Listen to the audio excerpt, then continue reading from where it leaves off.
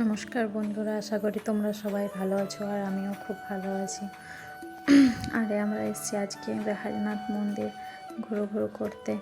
এখানে দেখো পুকুরের জলটা থেকে সবাই স্নান করে তারপরে শিব বাবার মাথায় ঢালা হয়।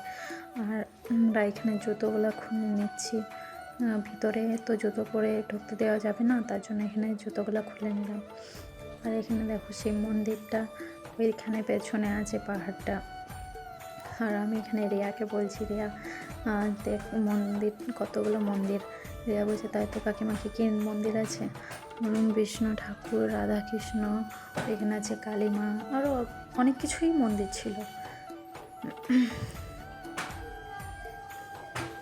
এখানে সবাই আমরা দাঁড়িয়েছিলাম। রিয়া তো লজ্জায় পালিয়ে যাচ্ছে। হরে কৃষ্ণ কই দাও, হরে কৃষ্ণ কই দাও, হরে কৃষ্ণ। তো নাচতে লাগিয়ে দিয়েছে। এখানে ফুল কীর্তন বাজছিল, তার জন্য হরে কৃষ্ণ করছিল। হ্যাঁ হরে কৃষ্ণ, বাবা হরে কৃষ্ণ। এবারে নম কর দাও, নম কর দাও, নম। হ্যাঁ বাইরে বেরোতে নম কর দাও। খুব মজা হয়।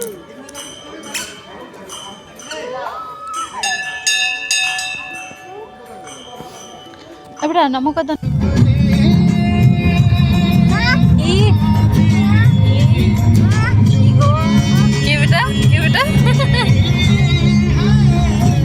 আর এখান থেকে রোড ধার থেকে কোড়ো পাহাড় দেখা যাচ্ছে। দেখো আমি তো রিয়াকে উঠাচ্ছি, রিয়া তাকা ওদিকে কোড়ো পাহাড়, রিয়া তো ঘুমিয়ে পড়েছে। তারপর আমরা এগিয়ে যাচ্ছি। জানো তো বন্ধুরা, এইখানে রাস্তাটা না বুঝেই যায় না। ওর বাবা তো পেরিয়ে চলে গেছিলো, ফির আমাদেরকে গাড়িটা ব্যাক করতে হলো। এখানে দেখো ব্যাক করে নিল, রাস্তাটা বুঝেই যায় না ঠিকভাবে। তারপরে আমরা হাসাহাসি করছিলাম, ওইখানে বাইকের লোকটাও ভালছে আর দেখছে, তাকাচ্ছে যে এরা ওদিকে চলে গেছিলো, ফির এদিকে এলো।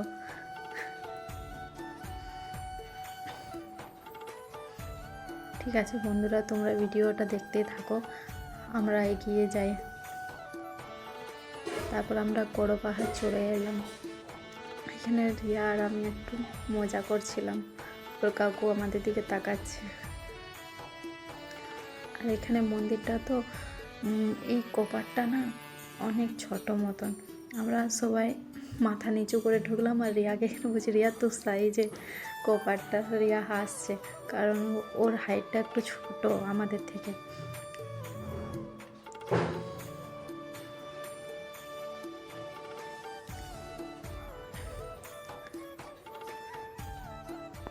চারিপাশটা খুবই সুন্দর লাগছে দেখতে, আর ওইখানে ফুল গাছগুলো খুব সুন্দর লাগছে।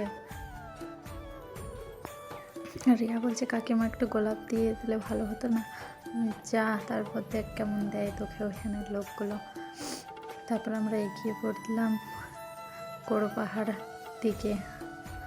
এখানে বন্ধুরা বুঝোই যায় না যে এটা অনেক নিচু কি উঁচু, কিছু বুঝো যায় না। আর 108টা যে সিঁড়ি আছে, মনে হয় না যে 108টা সিঁড়ি আছে। রিয়া তাই বলছে যে কাকিমা 108টা কেন, 110টা কেন করা নেই, কোনো মাহিত্যে আছে হয়তো। আর এইখানে একটি দাদা অনেক মোটা সোটা, তো একবার করে বসছে, একবার করে যাচ্ছে, একবার করে বসছে, একবার করে যাচ্ছে। আর আমি এখানে রিয়াকে বলছি, রিয়া জুতোগুলো এখানে খুলে নেই, ওপরে জুতো পরে ঢুকতে নেই। মন্দিরটা দেখতে পেছো তোমরা। তারপর রিয়া বলছে কাকিমা যদি আমি এখান থেকে পড়ে যাই তাহলে কী হবে? মানে তাহলে আমাকে এই গাড়ি তার ঢুকতেই দেবে না। তারপর আমরা ওর কাকুকে আর আমার বাবুকে খুঁজে বেড়াচ্ছি।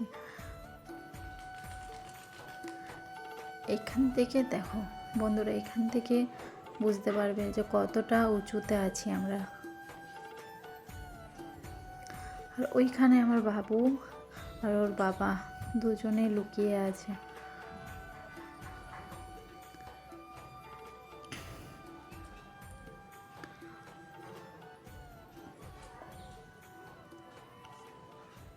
মন্দিরটা গেট লাগা আছে, তার জন্য আমরা ভিতরে ঢুকতে পারিনি, চাবি লাগিয়ে দিয়েছিল।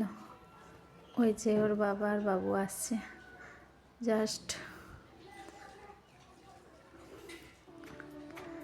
আর এখানে আমি বলছি শোনো না, সেলফি নিলি, চলো বসো। মন্দিরটা তো লাগিয়ে দিয়েছে, ওইখানে আমরা বসে বসে সেলফি তুললাম। তারপর তো আমরা বাড়ির দিকে এগিয়ে যাব, অনেকটাই লেট হয়ে গেছে। তারপর আমরা এখান থেকে বেরিয়ে পড়লাম।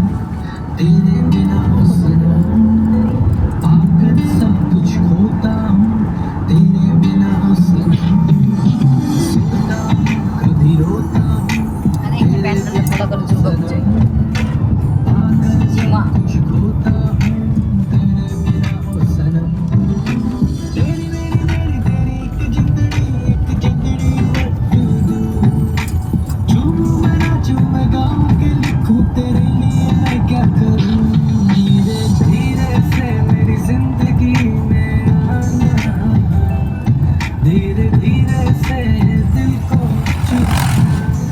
গানটা আমি ফার্স্ট বরণ করছি, তাই ভিডিওটা স্কিপ না করে পুরোটাই দেখবে কিন্তু। আর তোমাদের সাপোর্ট ছাড়া আমার আর কিছু চাই না। এখানে আমরা দেখো বইমেলা চলে এসেছি, রানীগঞ্জ বইমেলা। এখানে ছেলের জন্য আমি বই কিনছিলাম, এখন তো ছেলে ছোট যেহেতু, তার জন্য একটি বই নিয়েছি। আর অত ভালো করে কথা শিখেনি, এক দুটো পেরে গেছে, তার জন্য এখন ওইটুকুই। তারপর তোমরা ভিডিওটা দেখতে থাকো বন্ধুরা।